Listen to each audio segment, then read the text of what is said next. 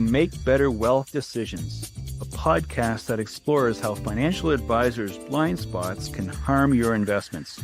I'm your host, John DeGuy, a portfolio manager with Design Securities in Toronto. In this podcast, we'll provide advice on how you can achieve better outcomes by maximizing investments and minimizing taxes. Let's put our thinking caps on as we consciously decide to get smarter about our money. This week, we spoke with Dr. Avni Shah at the University of Toronto BEAR, the Behavioral Economics program at the University of Toronto. And we talked about her research where she was showing that people actually take more risk at the end of the week and the end of the month and the end of the year because they effectively let their guard down and think they deserve to reward themselves and be a little more aggressive as a result of that. And we talked about the fact that it's a reality and that a lot of people have unconscious biases like this that you might not otherwise consider. The important thing that I took from the conversation that I want to share with you today is that this is the sort of thing that you can use to your advantage too. You have to know yourself.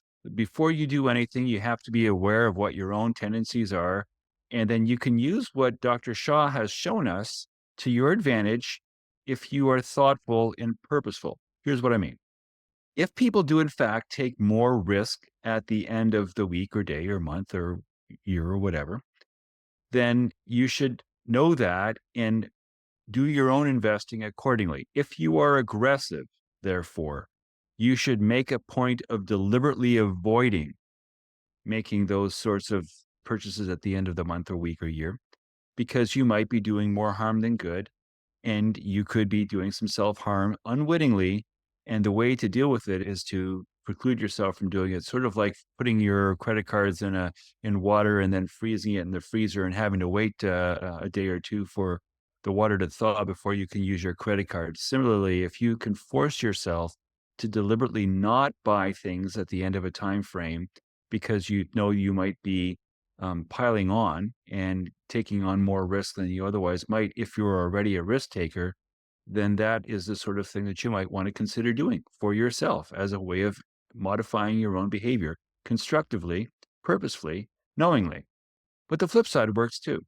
If you're the sort of person who's way too conservative and never, ever takes risk, and their biggest risk you take is not taking risk and being ultra safe and ultra conservative, then if you're aware of this, then maybe you should find a way to promise yourself that you will make an investment, that you have money that's sitting in cash or has been in a GIC for too long and the GIC came due earlier this month, that you give yourself until, let's say, the end of the month to invest that money. And you force yourself to make the decision to avoid the procrastination and to get on with moving your money off the sidelines and into the market, or the markets, plural, in order to do what you need to do to take the risk to get you to where you need to go. It's all about finding ways to constructively, ethically modify your own behavior to get better outcomes for your portfolio.